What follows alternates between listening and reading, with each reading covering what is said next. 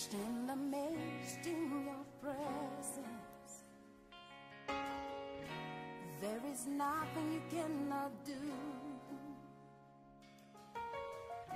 I stand amazed in your presence. Vivra par sa foi. Amen. Hein? Lèvons-nous, nous allons ouvrir la parole de Dieu. Dans Habakkuk chapitre 2. Amen. Alléluia. Amen. Hier quand j'ai prié, subitement, j'ai vu l'atmosphère changer dans ce moment de prière. Et cette phrase a commencé à jaillir dans mon âme, dans tout mon être. Amen. Que le juste vivra par sa foi. Amen. Amen. Habakkuk. Quelqu'un sera consolé ce matin. Une âme sera fortifiée ce matin. Alléluia. Habakkuk chapitre 2.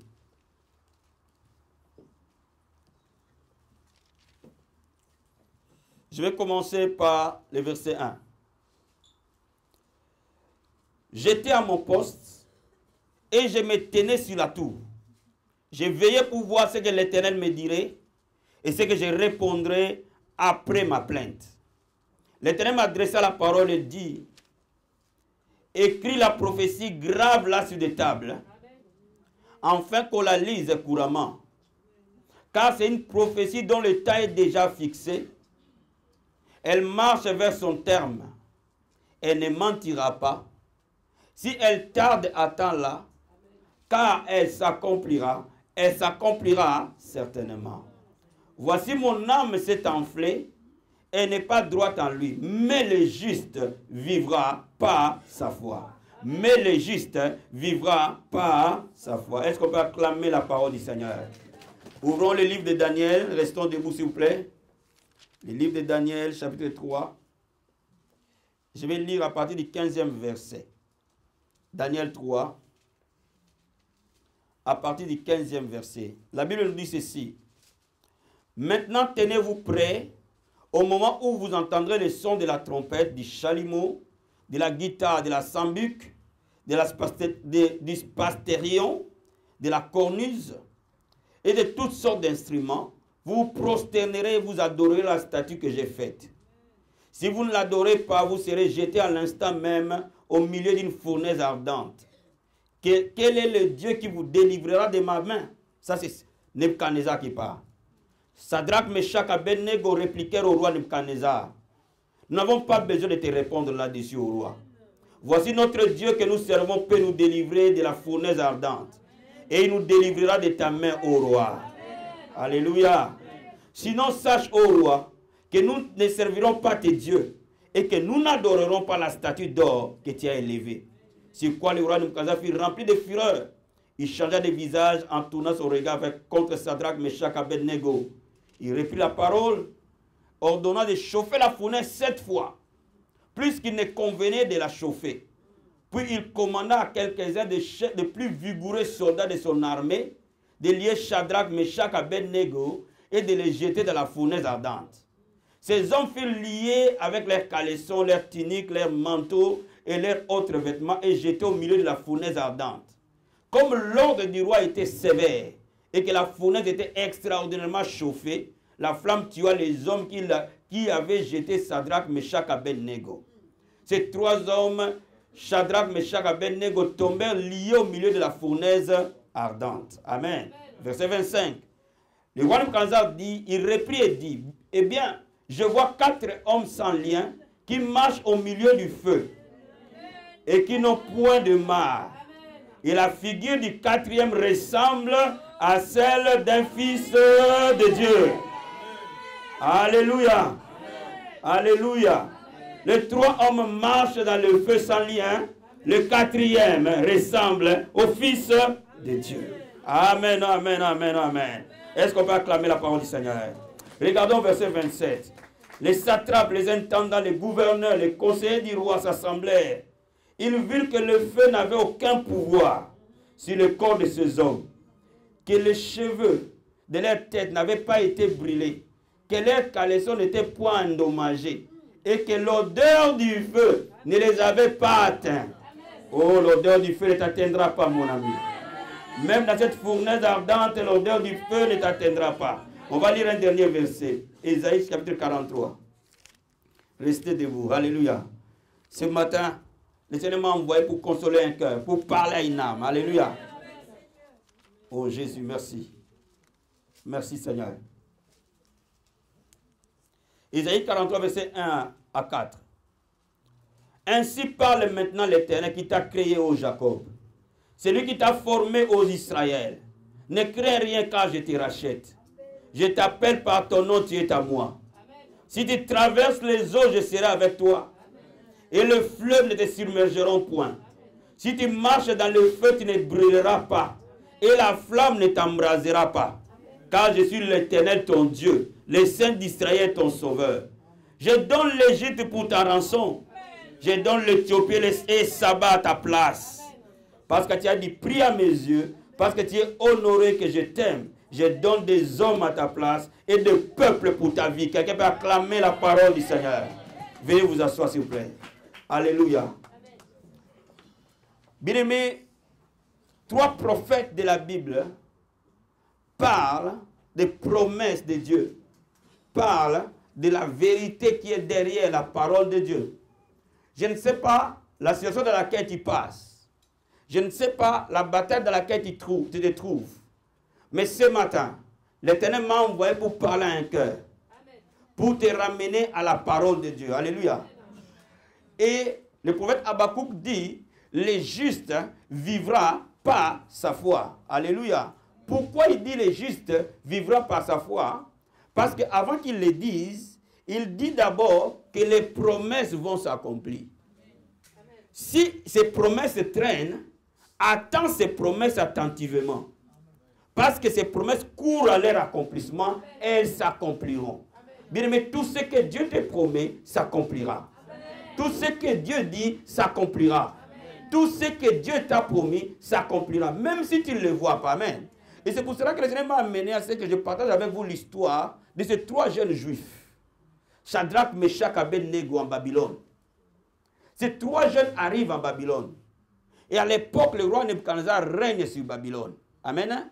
Et ce roi règne sur toute une étendue élevée des nations. Il crée une grande statue et demande à tout le monde de venir adorer cette statue-là. Il dit, dès l'instant où vous entendez des fanfares, des chalumeaux, des sons de la musique, toute la nation doit venir adorer cette statue. Mais au milieu de son peuple, il se trouve un peuple étranger qu'ils ont pris en captivité et qu'ils ont amené. Ces 3 jeunes qui sont au service du roi. Ils se retrouvent confrontés à une loi païenne qui les oblige à déshonorer, à désobéir à la parole de Dieu. Alléluia. Parce qu'eux, ils savent que tu n'adoreras que l'Éternel ton Dieu. Tu n'auras point d'autre Dieu devant sa face. Alléluia. Il dit que tu ne feras pas d'image taillée, ni ce qui se représente dans les cieux, ni sur la terre. Tu n'adoreras que l'Éternel seul. Amen, amen. Je vais te dire quelque chose. Quand je parle de ce thème d'aujourd'hui, je ne parle pas de la foi en termes de la ferme assurance. Parce que la foi, on peut l'aborder comme une ferme assurance des choses qu'on espère. Mais je parle de la foi en tant qu'une vie, en tant qu'un style de vie des croyants. Une vie de tous les jours. C'est pour ça que la Bible dit que le juste doit vivre par la foi. Amen, amen. Doit pas simplement croire, mais doit vivre par la foi. Mais laisse-moi t'expliquer. Vivre par la foi implique mener des combats contre la foi. Parce que l'apôtre Paul dit, j'ai combattu le bon combat, maintenant j'ai gardé la foi, la couronne m'est réservée. Ici, pour obéir à Dieu, ces hommes devaient payer un prix fort. Amen. Alléluia. Bien aimé, je vais te dire quelque chose. Les gens vont commencer à te juger parce que tu as choisi Dieu. Les gens vont commencer à te juger parce que tu vas à l'église. Les gens vont commencer à te juger parce que tu as accepté de croire. C'est comme ces 3 jeunes. Ils se sont retrouvés au milieu des païens et une loi païenne contredisait la parole de Dieu. Ils avaient maintenant 2 possibilités, soit obéir à Dieu ou obéir aux lois païennes. Alléluia. Bien, mais je vais te dire quelque chose. Le jour où tu acceptes de vivre pour Jésus, c'est ce jour-là que tu dois mener le vrai combat. Et ce vrai combat, ce n'est pas le combat contre les démons. Ce vrai combat, c'est de garder la foi en face de l'adversité. Alléluia. Le vrai combat, c'est de savoir que j'aurai mes enfants, même si les médecins ont dit le contraire. Le vrai combat, c'est de savoir que je serai guéri, mon corps sera guéri. Chaque symptôme disparaîtra parce que Dieu l'a dit et non pas parce que docteur Intel l'a dit. Tu peux me donner un amen? Le vrai combat, c'est de savoir que Dieu te lèvera au moment où tout le monde voit que tu es en train de t'enfoncer. Le vrai combat sera, le Dieu te va te mettre une table en face de tes adversaires au moment où tu vois que tes adversaires sont plus forts et plus puissants que toi. C'est ça le combat de la foi. Alléluia. Je vais dire à quelqu'un ce matin, sois courageux à mener ce combat. Ce combat demande du courage. Regarde ces 3 jeunes. On leur dit, si vous n'obéissez pas au roi, votre lieu, c'est dans la fournaise de feu. Et la Bible nous dit que pendant qu'ils ont comploté contre eux, Dieu n'a jamais intervenu. Pourquoi Dieu qui est tout puissant n'a pas-t-il pas simplement empêché que cette loi soit votée?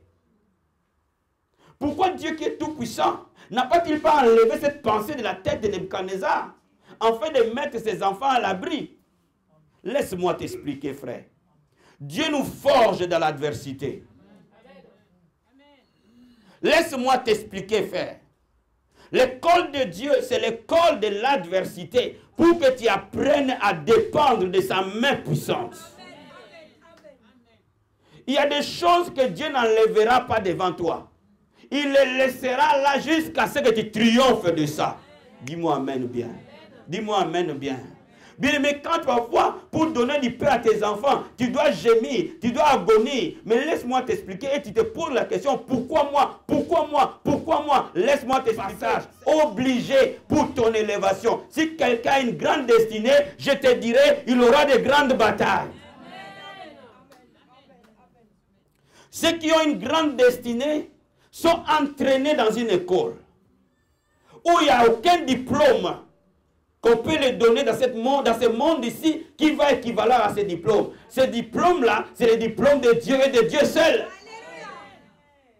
Donne-moi amen bien. Donne-moi amen bien. Donne-moi amen bien. Parce que quand tu es là, parfois tu te poses la question, moi je prie, moi je jeûne, moi je vais à l'église, ceux qui vont en boîte se marient, moi je ne me marie pas. Laisse-moi t'expliquer quelque chose bien et une bonne fois pour toutes. Mon ami, ton mariage n'est pas un mariage ordinaire. Ce mariage est un mariage divin. Parce que si le mariage ordinaire, on ne prie même pas pour ça. Il y a des gens qui sortent ici, rencontrent quelqu'un, ils se marient. Mais laisse-moi t'expliquer, parce que ton mariage a un plan particulier, Dieu t'entraîne au travers de ça. Donne-moi amen bien. Donne-moi amen bien.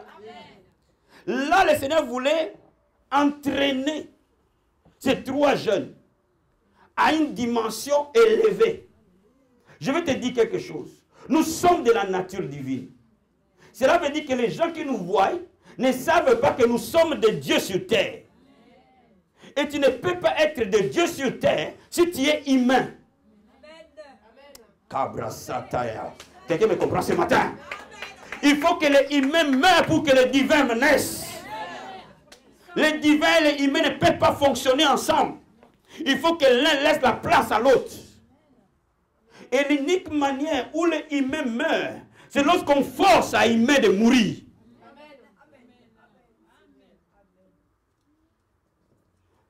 Tout le monde, quel que soit ce qu'il est, il a toujours tendance à s'appuyer sur quelqu'un. Tout le monde, quel que soit ce qu'il va te dire. Moi, je crois en Dieu. Mais laisse-moi te dire, il croit en Dieu, mais il croit plutôt à son travail. Il sait que Dieu travaillera par son travail. Il croit que Dieu guérit, mais il croit plutôt aux médecins. Il dit que Dieu agira par les médecins. Quand je vais voir M. Vanderville, j'essaierai. Mais il croit. Mais Dieu veut que ta foi supplante toute l'intelligence humaine. Je suis en train de te dire quelque chose. Quand tu vas arriver dans ce stade-là, laisse-moi t'expliquer, le monde doit t'obéir, le diable va t'obéir, toutes les circonstances vont t'obéir. Ces jeunes se retrouvent dans un conflit où ils n'avaient rien à faire. Maintenant, ils ont un choix. Est-ce que nous allons obéir à Dieu ou obéir au roi? Si on obéit au roi, on est tranquille. Mais on offense Dieu. Mais si on obéit à Dieu, on a des pépins. Vous savez, quand il y a des années de cela, j'ai prié beaucoup au fait. Et un jour, mes amis se moquaient de moi. Un jour, je me rappelle toujours d'un ami. Moi, j'ai prié, je leur disais, j'ai un grand ministère. Donc, je dois être un homme de prière. Mais le ministère, personne ne le voyait. Et j'ai passé des heures et des heures à prier. Un jour, un frère me dit, mais attends, si moi j'ai prié comme toi, j'aurais déjà ressuscité 12 morts. Hein. Suis-moi bien ce matin. Tu vois la moquerie? Parce qu'ils ont l'impression que je vis dans un monde de rêves. Mais laisse-moi t'expliquer. Les gens que Dieu utilise, ce sont des gens qui rêvent. Mon ami, laisse-moi t'expliquer. D'essayer que ce matin dans cette église, sois un rêveur. La Bible dit, si tu ne deviens pas comme un enfant, tu ne peux pas entrer dans le royaume de Dieu. Et vous savez, les enfants sont des rêveurs.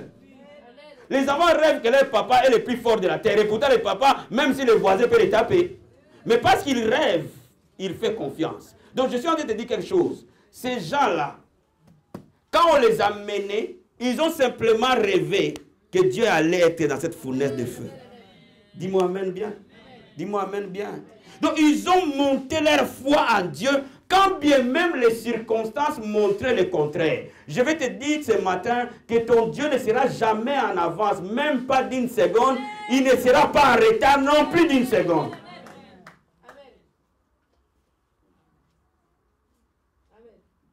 Les chrétiens n'aiment pas l'adversité.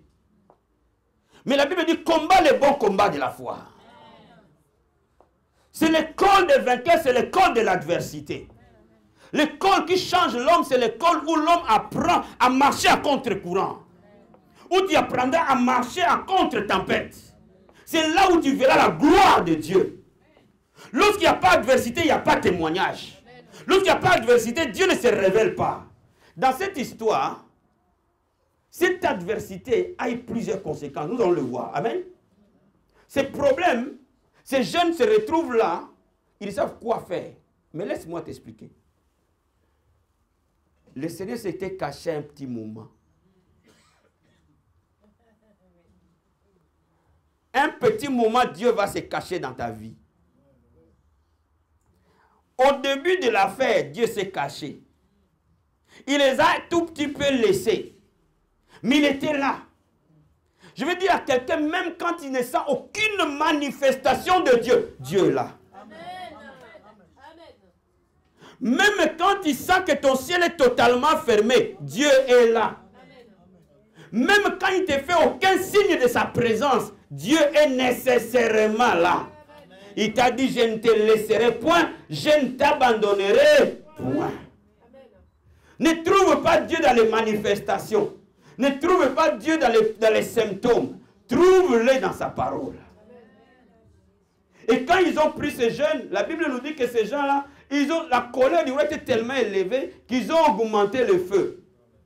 En augmentant le feu était tellement élevé que les gens qui sont venus les jeter, eux-mêmes ont été tués par le feu.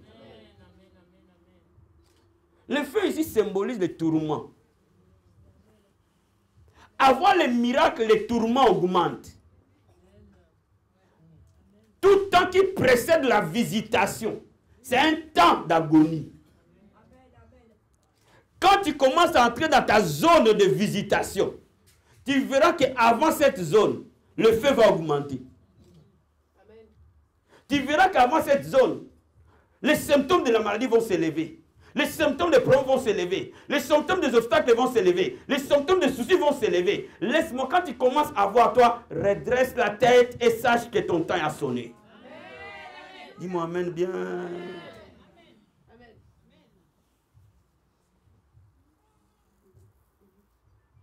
Cette fournaise a été multipliée. Pourquoi elle a été multipliée? Parce que le diable sentait la main de Dieu venir. la fois que la main de Dieu move, le diable tremble. Parce qu'il les sent venir. Quand Dieu vient à ton secours, c'est à ce moment-là, parfois tes amis t'insultent. Et tu te poses la question, c'est mon meilleur ami avec qui on a toujours mangé. Comment il est devenu bizarre? Ce n'est pas lui. Dis-moi amen bien. Dis-moi amen bien. Oh my God, dis-moi amen bien. Quand le temps de la visitation est là, même les gens qui étaient tes alliés vont devenir tes ennemis. Mais laisse-moi te dire, c'est tes ennemis-là qui vont collaborer à ton élévation. Dieu va utiliser ces mêmes personnes que le diable a transformées comme ennemis pour être des facteurs de ta gloire. Dis-moi amen bien. Dis-moi amen bien s'il te plaît. Écoute-moi bien, je vais ouvrir une parenthèse pour que tu me comprennes. Le plan de Dieu devait s'accomplir dans la vie de Joseph. Mais ses frères, le diable les a utilisés. Pourquoi? Toutes les fois que Dieu promet et va intervenir, le diable ne sera pas loin pour titiller les gens. Dis-moi amen. Le diable a cité ses frères pour les vendre. Amen. Mais laisse-moi t'expliquer. Dieu a utilisé Joseph pour sauver ces mêmes personnes. Donc cela veut dire que les gens qui t'oppriment ne seront pas loin de ta gloire.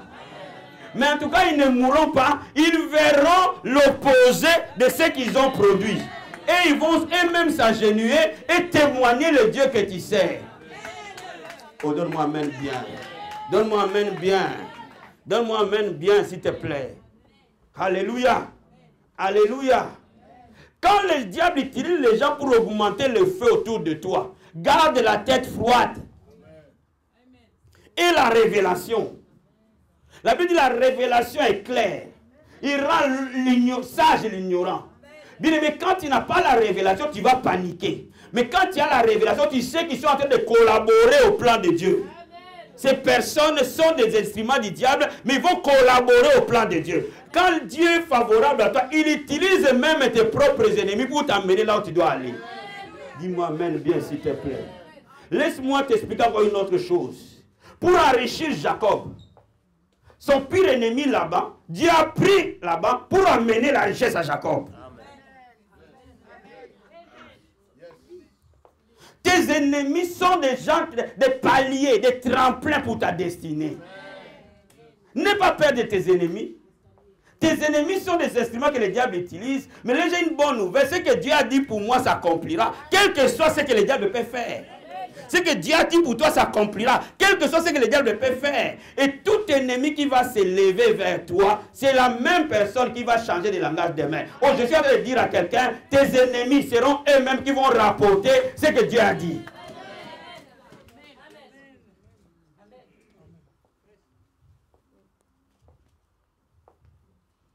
Tu es avec moi ce matin. Tu es avec moi ce matin. Tu es avec moi ce matin.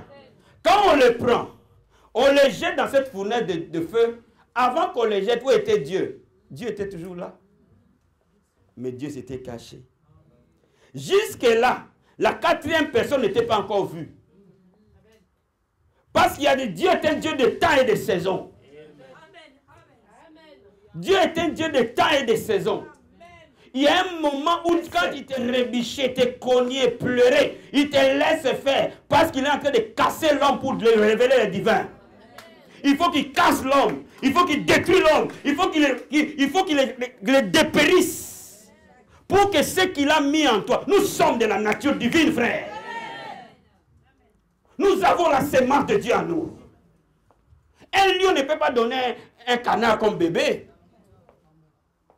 Même si les lions aiment les canards. Oh, quelqu'un me donner un main. La nature ne vous enseigne-t-elle pas? Laisse-moi te dire, même si les lions veulent faire des câlins au canard, même s'ils deviennent amis au canard, mais ils ne peuvent pas produire un canard. Un Dieu ne peut pas produire un humain. Aïe! Quelqu'un me donner un main ce matin. Nous sommes dénaturés. L'homme par le péché est dénaturé. Nous devons retrouver notre identité. Et parce qu'il faut retrouver l'identité, Dieu va tout faire pour casser l'homme qui existait en toi. Parce qu'il a un plan à accomplir à toi. Parce qu'il veut accomplir quelque chose. Mais il ne peut pas communier avec la chair, lui qui est esprit. Je vais te dire quelque chose.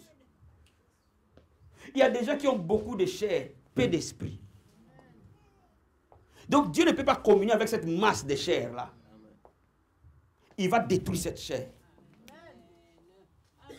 Regarde, pour détruire la chair de Moïse, comme il a pris 40 ans pour le construire à la maison de Potiphar, non, à la maison du Pharaon, il fallait 40 autres années pour découdre la chair que Pharaon a mis. Et quand Dieu a fini de découdre la chair que Pharaon a mis, à ce moment-là, l'homme de 80 ans, usé physiquement, mais rajeuni spirituellement. Et cette fois-ci, il était prêt à être envoyé maintenant. Oh my God, quelqu'un me comprend ce matin? Quelqu'un me comprend ce matin? Quelqu'un me comprend ce matin? Quelqu'un me comprend ce matin?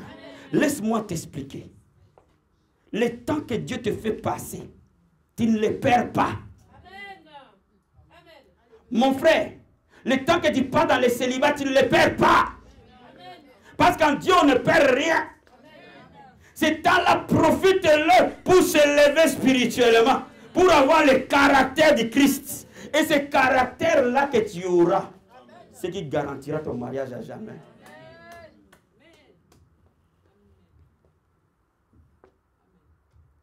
Quand on prend ces jeunes, on les ligote. Dieu est là. Mais la quatrième personne n'apparaît pas. Mais il est là, il se cache. Laisse-moi t'expliquer quelque chose. Pourquoi? Le Seigneur voulait témoigner par la bouche de Nebuchadnezzar qu'au-dessus du roi humain, il y a un roi qui règne au-dessus de tout. Et quand on les prend, on les jette dans cette fournaise, c'est à ce moment-là que le quatrième homme se manifeste. Laisse-moi te dire, le quatrième homme les a accompagnés dès le départ. Il était toujours avec eux, mais il était en mode caché. Il y a des moments, Dieu est avec nous, mais en mode caché. À un autre moment, il apparaît. Là, il voit. Oh my God, quelqu'un comprend ce que j'explique? Donc quand tu es en train de penser que tu es seul, tu n'es pas seul. Parce qu'il te dit, je ne te laisserai point, je ne t'abandonnerai point. Et à ce moment-là, le roi voit la quatrième personne comme fils de Dieu. Oh bien-aimé, laisse-moi t'expliquer. Cette quatrième personne n'était rien d'autre que Jésus-Christ de Nazareth. Cette quatrième personne n'était rien d'autre que le Fils de Dieu vivant. Et quand on les a jetés, la Bible nous dit qu'ils nageaient dans cette fournaise de feu. Ils n'avaient plus besoin de marcher, ils flottaient au-dessus. Cela veut dire quoi? Cela veut dire que quand tu commences à marcher dans l'esprit à un niveau élevé, parce que Dieu a taillé ta chair, tu ne connais plus de barrières humaines. Le problème pour nous les chrétiens, ce n'est pas le problème de ne pas avoir la parole. Ce n'est pas le problème de ne pas être à l'église. C'est le problème que nous avons encore des masses trop élevées de la chair. Alors nous ne pouvons pas œuvrer dans l'esprit. Vous savez, il y a des années, je disais au Seigneur, pourquoi tu m'as fait passer autant d'épreuves? Mais aujourd'hui, je dis, Seigneur, merci. Merci. Il allait être impossible pour moi de conduire ce peuple si je ne suis pas passé par là. Aujourd'hui, avec du recul, je vais te dire quelque chose. Quand Dieu te conduit, tu ne comprends pas. Mais avec du recul, tu vas comprendre pourquoi tes amis t'ont abandonné. Tu vas comprendre pourquoi parfois ton patron t'a viré. Tu vas comprendre parfois pourquoi tu es passé 10 ans en France sans avoir les papiers. Parce qu'il y a des gens parfois qui viennent, les 3 mois après ils ont les papiers. Tu vas comprendre pourquoi tu as pleuré. Parce que tu as pleuré avant, c'est pour que tu te réjouisses après. Donne-moi un amen bien s'il te plaît. Oh, un amen bien s'il te plaît. Un amen bien s'il te plaît. Amen. Donc laisse-moi t'expliquer. Cet homme, ces 3 hommes, quand ils sont arrivés dans cette fournaise de feu, Dieu s'est manifesté. Je vais te dire quelque chose. Il y a un temps où Dieu te conduit dans son école. Et dans l'école, Dieu ne se manifeste pas. Dieu se cache. Mais l'école n'est jamais éternelle. Le juste ne vit par la foi que lorsqu'il est passé dans l'école. Celui qui n'est jamais passé par l'école, il vit par la chair. Il vit par la vue.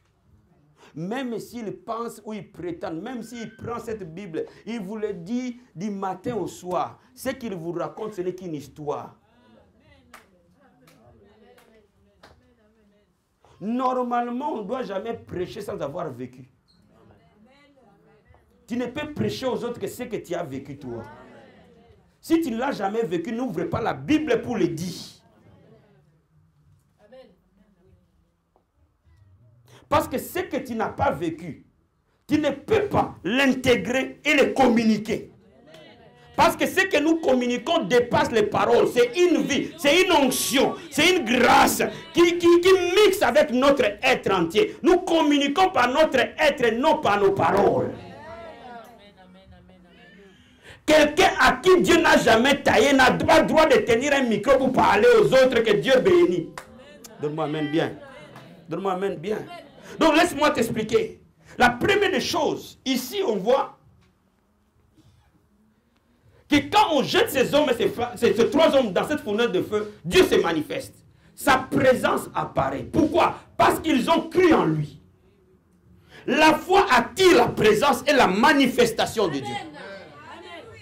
Quand nous commençons à croire, la manifestation et la présence et l'onction de Dieu se révèlent. Ils ont cru jusqu'au bout. Rien ne leur garantit que Dieu serait dans cette fournaise. Je veux dire à quelqu'un, croire, c'est parfois prendre des risques. Amen.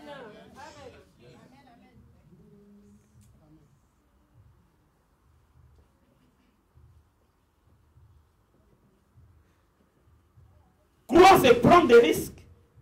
Mais en espérant qu'au bout, Dieu sera là. Tu peux être ici. Dieu t'amène dans ton cœur de commencer une affaire. Et pourtant, tu es salarié quelque part. Tu as au moins le point du mois arrondi. Même s'il n'y a pas beaucoup, mais au moins, la marmite va chauffer. Et Dieu te dit, quitte ce travail. Oh. Donne-moi amen bien. Donne-moi amen bien. Donne-moi amen bien. Et Dieu te dit, quitte ce travail pour aller dans un truc où tu ne sais pas qu'est-ce qui sera comme lendemain. Il y a certaines personnes qui ont le choix de rester dans les conforts. Laisse-moi t'expliquer. Quand tu commences à marcher dans la foi, tu dois sortir du zone de confort pour entrer un peu dans des zones de turbulence. Et c'est là où ta foi commence à s'élever.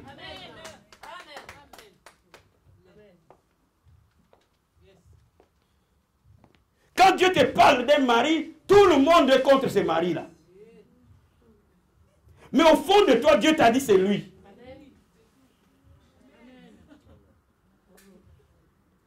Tu marches à contre-courant de tout le monde. Mais au moins tu espères que Dieu est au bout. Donne-moi amen. Les mariages comme ça dure à jamais. Il y aura toujours une différence entre ce que l'homme va produire et ce que Dieu va produire en réponse de la foi de l'homme. Il y aura toujours une différence.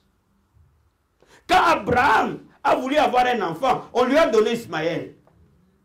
Mais quand Dieu a donné un enfant, on lui a donné Isaac. Et vous savez ce que Dieu a fait? Il a dit tous les enfants d'Abraham devaient partir, que Isaac reste seul parce que c'est lui l'héritier. Dis-moi amen bien. Dis-moi amen bien. Dis-moi amen bien. Bien-aimé, ce que tu vas recevoir va marquer le temps. Parce que ce que tu vas recevoir sera made in ciel.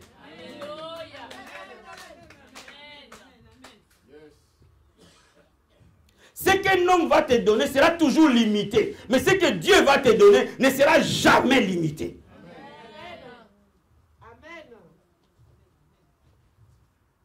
Quand tu commences à croire, la présence de Dieu commence à être avec toi. Quand tu commences à croire, tu vas commencer à voir Dieu dans des signes. Parce que Dieu, on ne le verra jamais. Oh, un jour, je m'a dit, fiston, tu ne me verras pas. Mais tu me verras dans les signes. Quelqu'un me donne un amen. Tu comprends ce que j'ai dit? Tant que tu seras sur terre, tu ne me verras pas. Mais dans mes signes, tu me verras. Donc laisse-moi te dire, personne ne verra Dieu autour de toi. Mais quand le vent va souffler, les gens vont sentir que les feuilles bougent. Ce que Nebuchadnezzar a vu, il ne pouvait pas fermer sa bouche. Il dit, mais j'ai jeté ici 3 personnes. Mais ils sont 4.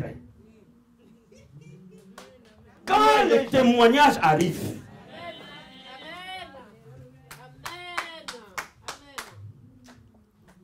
frère, Dieu, pourquoi il te fait passer par l'épreuve? Qu'est-ce que Dieu poursuit dans l'école? À quoi rime cette école-là? À quoi ça aboutit? À une seule chose. L'école de Dieu t'amène que à la confiance totale de l'homme envers son Dieu.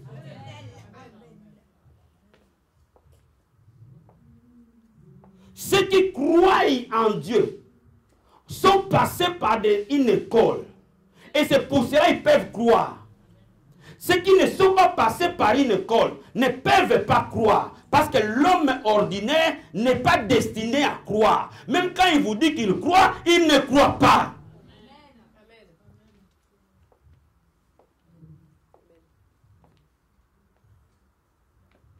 Regarde. J'ai t'ouvrir encore une parenthèse.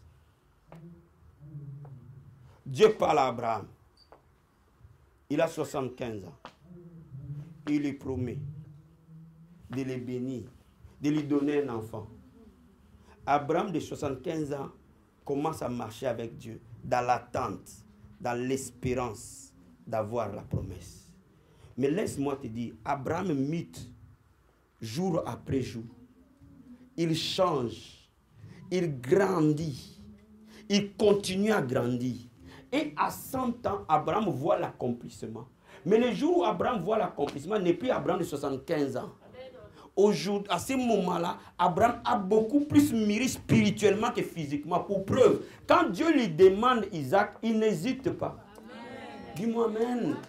Dis-moi amen. Laisse-moi t'expliquer. Abraham savait que ce qu'il était devenu, Sarah ne pouvait pas le porter. C'est pour ça que quand Dieu lui dit de lui donner Isaac, il n'a pas dit à Sarah. Pour preuve, même quand il amène Isaac pour le présenter comme sacrifice, il n'a pas dit aux autres serviteurs qui l'ont accompagné. Parce qu'il n'est pas parti seul. Il est parti avec Isaac et d'autres serviteurs. Il ne pouvait pas les porter parce qu'Abraham était devenu divin. Les autres étaient humains. Donc, vous comprenez mon langage? Il y a des choses que vous ne pouvez pas dire aux membres de ta famille. Ils ne peuvent pas les porter. Il y a des choses que tu ne peux pas dire aux gens de l'église, ils ne peuvent pas les porter. Parce que tu n'as pas la même dimension de gloire avec Dieu.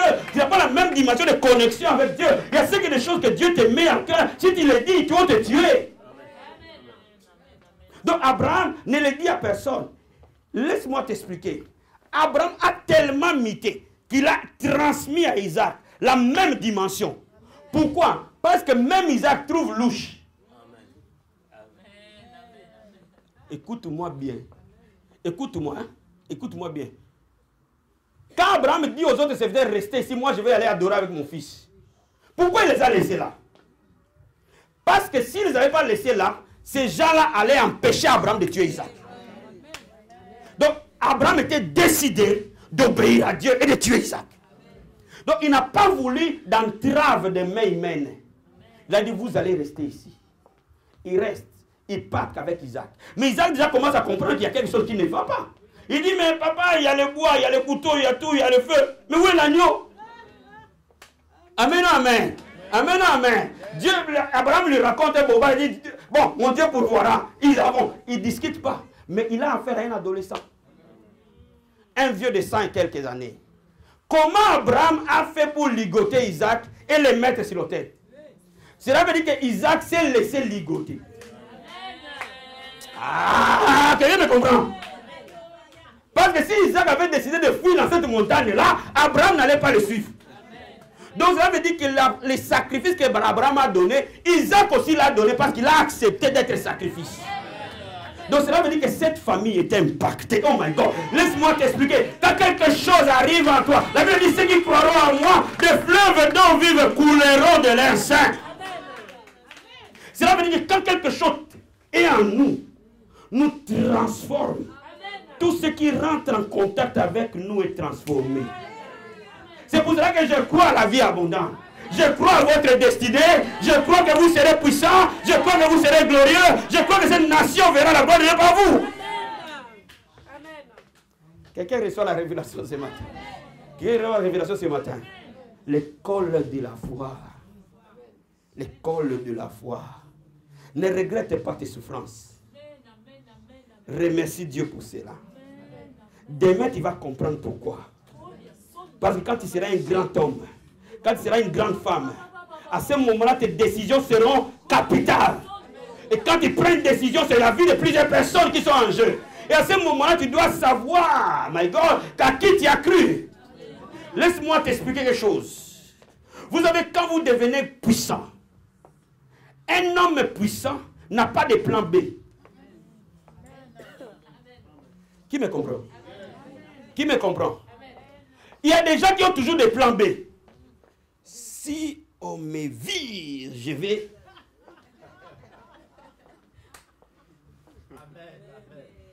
Vous comprenez? Si Marie-Jeanne fait ça, je garde Rose à côté. On ne sait pas ce qui va se passer avec Marie-Jeanne. Vous comprenez ce que je dis? Vous comprenez le plan B? Ils ont toujours un plan sous la main. Les gens ordinaires ont toujours un plan sous la main. Si ça ne marche pas, je sors la deuxième cadeau dans la jambe qui n'a pas la bombe. Vous comprenez ce que je vous dis? Chez nous, on dit non, la bombe jaune. J'ai un joker que j'ai caché. Comme ça, on ne sait jamais. Si ça tourne mal, je sors le joker, le match est fini. Ces gens-là ne vont pas loin. Mais ceux qui se confient à Dieu, l'échec est impossible. Ils ne peuvent pas envisager le plan B. Ils savent dans leur âme, dans leur être que nous passerons ici et c'est ici.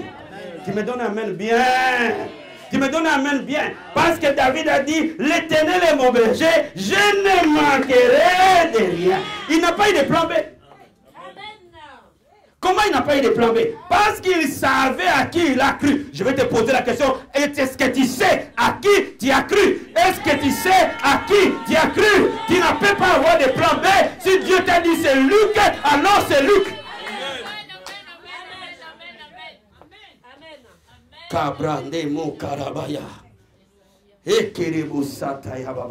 Quelqu'un me comprend ce matin?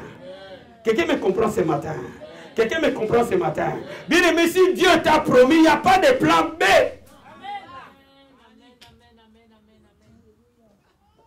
Donne-moi un amen bien, s'il te plaît. La foi amène le témoignage. Là où les gens croient, les témoignages arrivent. Obligatoirement. Ici, Nebuchadnezzar a donné un témoignage, un païen. Ce n'est pas les trois hommes qui sont sortis dire, vous avez vu comment Dieu nous a délivrés? Ils n'ont rien dit. Mais les témoins ont attesté. Nous avons vu.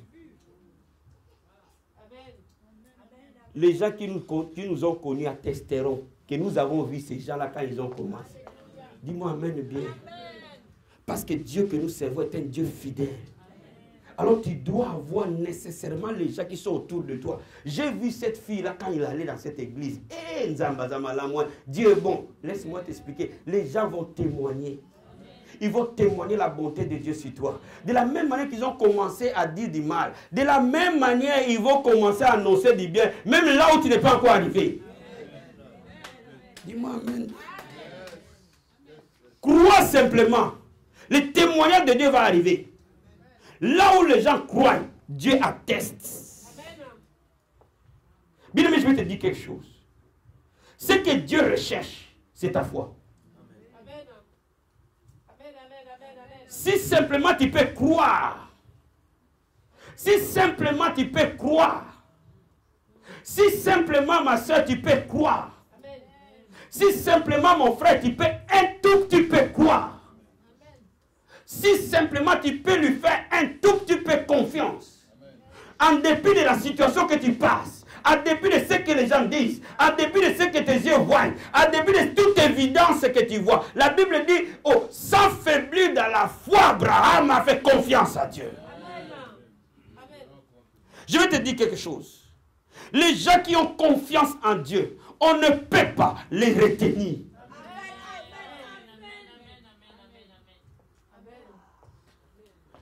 Les gens qui ont confiance en Dieu, on ne peut pas les mettre dans une forme de cage. Les gens qui ont confiance en Dieu, on ne peut pas les garder dans un joug.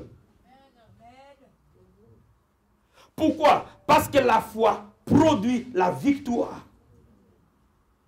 Regarde ces trois hommes. La Bible dit avec les bas que quand ils ont fait ça, Nebuchadnezzar les a fait prospérer en Babylone. Les a établis dans les provinces de Babylone comme des gouverneurs. S'ils n'étaient pas passés dans cette fournaise de feu, ils n'allaient pas être gouverneurs.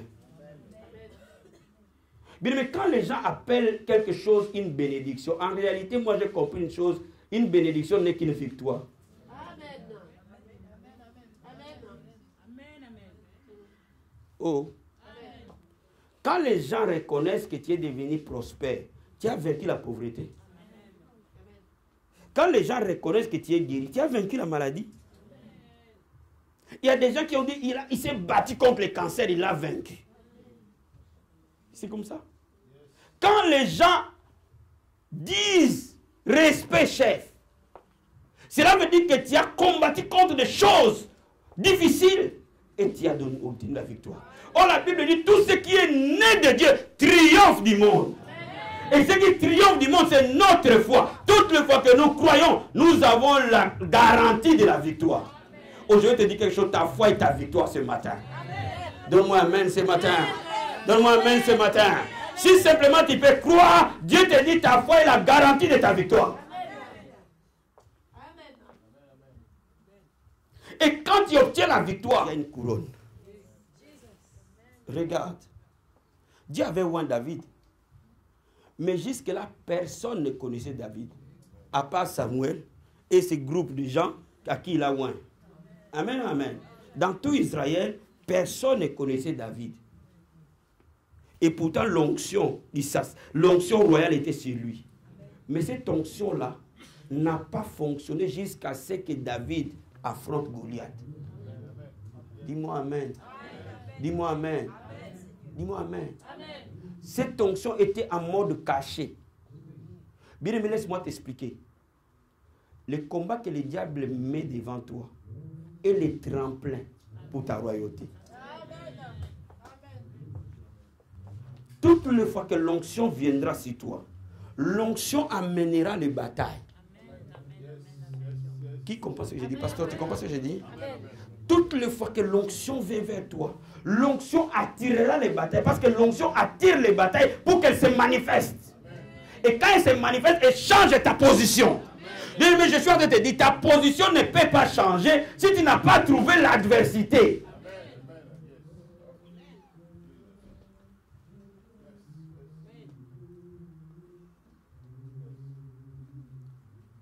Il y a des gens qui pensent qu'avec leur argent, ils peuvent tout monnayer. Il y a des gens qui pensent que quand ils ont l'argent, il faut que tout le monde fasse des courbettes, vienne à genoux devant eux. Si l'oncle qui payait tes Minerval décide de t'amener dans les choses bizarres pour qu'il paye, dis-lui, je ne paye plus. Il va s'attendre à ce que tu n'ailles pas à l'école. Et à ce moment-là, cette bataille va faire comprendre à l'oncle, il n'est pas l'unique pourvoyeur sur la terre. Oh my God, quelqu'un me donne un amen ce matin. Donne-moi un amen bien. Donne-moi un amen bien. Bien aimé, tant que l'oncle était là, tes yeux étaient sur l'oncle. Il n'était pas sur Dieu. Ma soeur, ton mari s'en va, il pense que tu vas mourir. Tu ne mourras pas, il te verra encore plus belle que jamais. Mes soeurs, écoutez-moi bien. Bana, boyokanga bien. Écoutez-moi très bien. Vous savez, quand quelqu'un te quitte, il ne te juge pas digne. Pour lui, tu n'es pas digne. Parce que si tu étais digne, il n'allait pas partir. Et moi, je me suis toujours donné une occasion. Si quelqu'un me quitte, il me donne l'opportunité de prendre un qui plus grand que lui. Oui, oui. Oui, oui, oui, oui, oui. Donne un même bien. Quand quelqu'un te jette, ne te laisse pas mourir. Appuie-toi sur Dieu. Et dis-toi, je vais lui montrer. Ah, moi j'aime les batailles. Quand les batailles arrivent, il y a une partie à moi qui est endormie quand la bataille n'est pas là. Mais les jours où les batailles arrivent, vous allez voir une partie qui est cachée. Dis-moi amen. Dis-moi amen. Dis-moi amen. Les jours où la bataille arrive, il y a une partie qui est en toi. La Bible nous dit, l'Esprit de l'Éternel les saisit. Ça veut dire qu'il y a une partie qui est en nous, qui est toujours en mode endormi. Mais l'onction de Dieu est toujours là. Et la bataille vient la réveiller. Et quand cette bataille la réveille, il le met en mode actif. Et tu commences à découvrir cet potentiel qui est en toi. Qui a une réflexion plus rapide qu'une balle. Donne-moi amen. Est-ce que tu veux comprendre ce matin? Est-ce que tu me comprends? Il y a des moments, il y a une réflexion qui va plus vite qu'une balle. Donc tu vois à une fraction de seconde, 1 millième de seconde, tu le vois. Et tu réagis au plus vite. Donne-moi amen. C'est-à-dire quand Luc s'en va, il lui dit, Luc, tu as tapé à terre. Je vais te montrer que je suis un enfant de Dieu. Non, pas Jean-Luc, hein. J'ai dit Luc. J'ai choisi bien les mots. Amen, amen. Amen, amen. Parce que mon fils Jean-Luc ne partira jamais. Donne-moi amen. On a béni son mariage, je dis, on ne part jamais. Dis-moi amen. Donc laisse-moi te dire, quand il s'en va, mets-toi à genoux, prie, lève les mains vers le Seigneur. Et fais-toi belle. Vis comme si Luc était toujours là fois 4. Et laisse-moi te dire, Luc a volonté de l'obassan. Il va commencer à envoyer. Parce que les gens vont lui dire, hey, je pense que cette dame a trouvé un mec. Toi, sois dans la sanctification. Mais hey, on a vu la personne que tu as laissée, elle est belle, hein? Tu sais, quand les gens te veulent du mal, ils veulent que tu dépérisses. Il ne faut pas leur montrer cette faiblesse. Il ne faut jamais leur donner cette chance. Parce que tu es un enfant de Dieu. Oh my God, quelqu'un comprend ce que je dis? Ne leur donne pas cette chance. Ne dépéris pas. Achète-toi de jolis costumes. Cire bien tes chaussures. Toi toujours bien frappé, bien habillé, bien parfumé, avec une bonne Bible, en train de prier là. Et on va lui dire, il a même changé de Bible. Oh, alléluia. Vous allez voir, la personne va revenir vite. Il va se dire, avant que ce soit trop tard, il faut que je réapparaisse.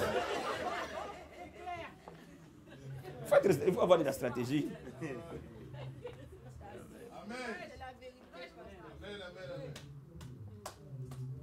Là où tu as perdu, c'est là où il faut que tu montres ta victoire. Ne fuis pas un terrain où tu as perdu. Là où tu as perdu, il faut que cela teste.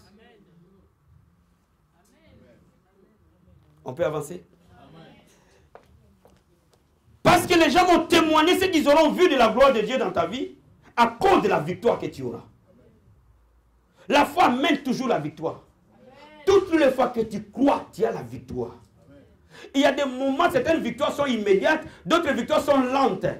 Mais il faudra tenir ferme dans la foi jusqu'à ce que la victoire soit évidente. Donc, bien, je suis en train de te dire quelque chose. Quand l'adversaire est rude, confie-toi à Dieu au plus haut niveau. Afin de garder cette victoire que Dieu t'a déjà donnée en provision. Parce que la victoire, elle t'appartient. Mais il faut qu'elle se manifeste. Et ça manifeste comment? Quand tu te lèves et tu pries et tu déclares la promesse de Dieu. Mais je vais t'emmener encore plus loin. La foi apporte la grandeur.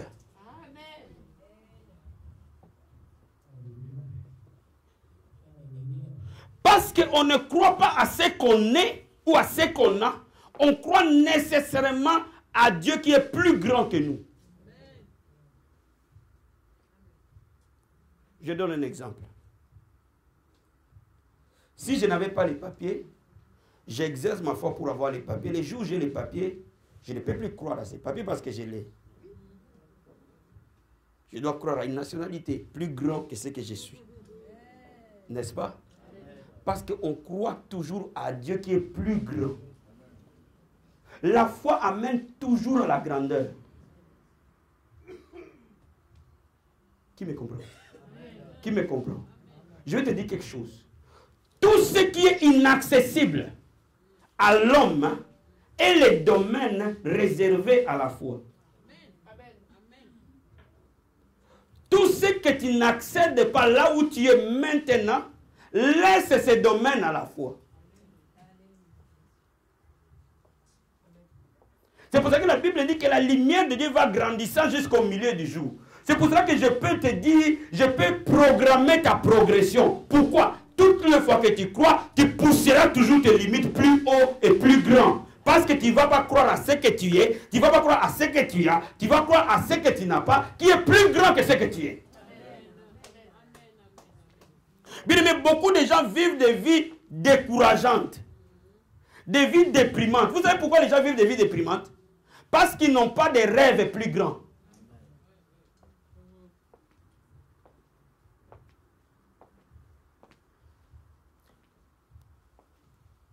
Vous disiez pourquoi des gens dépriment?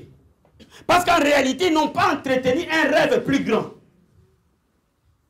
Ils vivent là où ils sont. Mais Dieu dit à Abraham, de là où tu élèves la tête, regarde. Aussi loin que tu verras, je te le donne. Dis-moi amen. Dis-moi amen. Dis-moi amen. Et vous savez, nous on a pensé qu'Abraham a vu Canaan. Non, Abraham n'a pas vu Canaan. Abraham a vu jusqu'aux extrémités de la terre.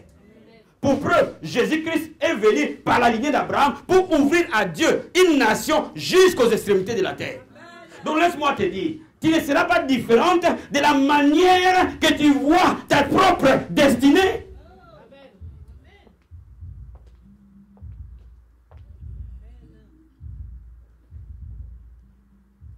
Même si on t'amène à la mort, vois la vie. Vois avec tes petits-enfants en train de te balader dans un parc. Cabrasata.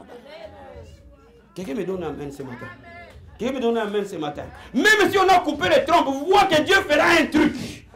Même s'il va les remplacer, je ne sais pas comment, mais en tout cas il fera un truc. Quel bébé se mettra à l'intérieur et commencera à bouger, à te donner un coup de pied. Voilà. Quelqu'un me donne un amen. S'il y a un truc que j'aime faire, c'est les rêves. Je suis un gros rêveur. Et je suis convaincu que les gens qui m'ont connu avant me trouver bête et fou. Il y a des années, je vous disais, on aura des vidéos qui vont atteindre 10 000 vues. À l'époque, on avait un seul abonné. Un abonné.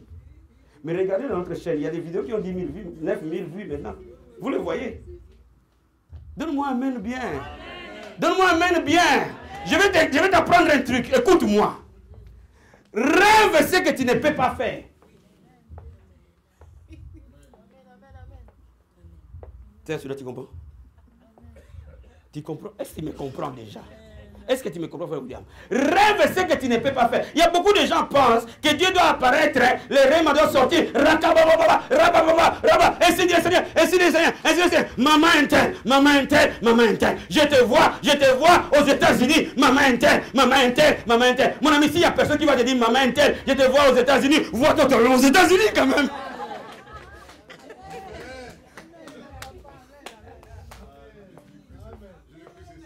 Pasteur.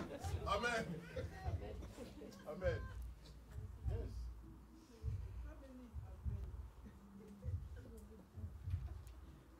J'ai toujours vu que je suis un homme de Dieu fort. J'ai toujours vu que je suis un homme de Dieu saint. J'ai toujours vu que je suis un homme de Dieu oint. J'ai toujours vu que je maîtrise la connaissance de la parole. J'ai toujours vu que l'onction de Dieu coule dans mon âme, dans mon être, dans mon esprit, dans tout ce que je dis, dans tout ce que je fais. J'ai toujours vu cela et je vis à cela à chaque instant, à chaque moment, à chaque minute de ma vie. Vous savez, je vais te dire une chose. Ce que le diable voudra voler, c'est ton rêve. Quand il vole ton rêve, il fait éclater ta foi. Il vole ta foi. Il y a des gens qui sont des voleurs de rêves. Ne marche pas avec ces gens-là. Les gens qui ont la foi marchent avec ceux qui ont la foi. Il faut que tu marches avec quelqu'un qui croit en Dieu, qui croit en toi, qui peut te relever. Tu comprends? Les frères de Joseph n'ont jamais cru à son rêve. Ni son propre père n'a jamais cru à son rêve. Qu'est-ce qu'ils ont voulu? Ils ont voulu voler les rêves que Dieu a donnés à Joseph. Et pourtant, les rêves que Dieu a donnés à Joseph, c'était la destinée de Joseph. Il vivait avec. Pour preuve, quand l'occasion est arrivée, Joseph était toujours prêt. Vis ton rêve de mariage dans ta tête. Rakama sakababa baba. Rekebo sakabaya. Vis ça dans ta tête, vis ça dans ton âme, vis ça dans ton esprit. Tu te vois dans ses rêves, tu te vois en train de, avec ton prince charmant qui a un peu les cheveux gris comme moi, avec une barbe grise, là j'ai déjà un peu avancé, qui est un peu chaud, parce que Dieu peut te tailler un homme sur mesure.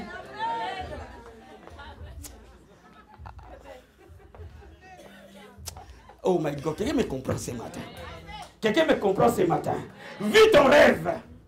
Laisse ce rêve vivant en toi. Prophétise sur ça toutes les fois que Dieu est dans ta chambre à coucher. Pas auprès des gens incrédules. Vous savez, quand tu vas dire ton rêve aux gens incrédules, qu'est-ce qu'ils vont dire? Tu as quel âge? J'ai atteint 46 ans. C'est mort. Tous les gens de 46 ans sont déjà casés. Tu vas rester deuxième femme. Vous savez, il y a des gens qui sont experts à t'expliquer que ça ne peut pas marcher. Ils sont trop forts là-dedans. Je ne sais pas comment ils ont cette imagination-là. Ils sont très forts. Quand ils commencent déjà à dire, ils savent comment les choses vont se passer. Mais comment vous savez seulement les choses mauvaises? Personne ne te dira qui tu es. Le juste vit par la foi, par la conviction qu'il a. C'est ce que tu as au-dedans de toi qui va déterminer devant toi qu'est-ce que tu vas faire. Moi, je crois fermement que ta vie ne peut pas finir comme tu la vois. Moi, je crois fermement que tu as en toi des ressources de Dieu. Moi, je crois fermement à Dieu qui t'a appelé, qui t'a mis à part, qui t'a envoyé pour accomplir de grandes choses. Il faut que tu te lèves avec une foi et que tu ailles vers ta destinée.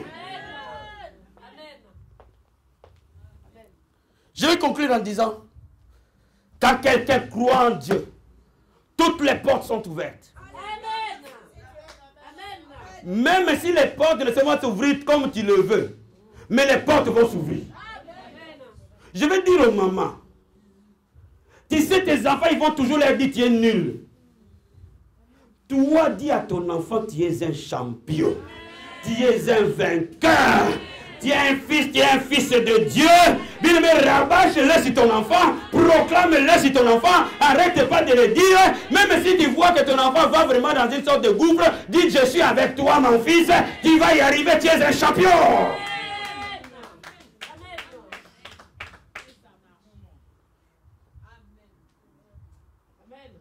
La foi, c'est cette conviction. Et c'est par cette conviction que tu dois vivre. Refuse d'être abattu, refuse cela. Refuse d'être vaincu, refuse cela. Je refuse la pauvreté, je refuse la maladie, je refuse tout ce que Dieu dit, tout ce que le diable me dit qui est contraire à la parole de Dieu, je le refuse, il n'y a pas de débat dessus. Tu es avec moi ce matin? Même quand les gens vont te prouver A plus B par rapport à ce qu'ils ont appris, que tu n'auras pas d'enfant, dis d'accord monsieur, merci, mais Dieu m'a dit que j'en aurai. C'est bon, c'est ton choix, j'accepte, je respecte, mais moi aussi j'ai une opinion. Et moi, oh my God, les chrétiens n'ont pas d'opinion. On leur dit que l'opinion, on leur dit qu'ils ont en train de gêner, ils ont peur de dire à leur patron je gêne. Mais c'est ton droit légitime.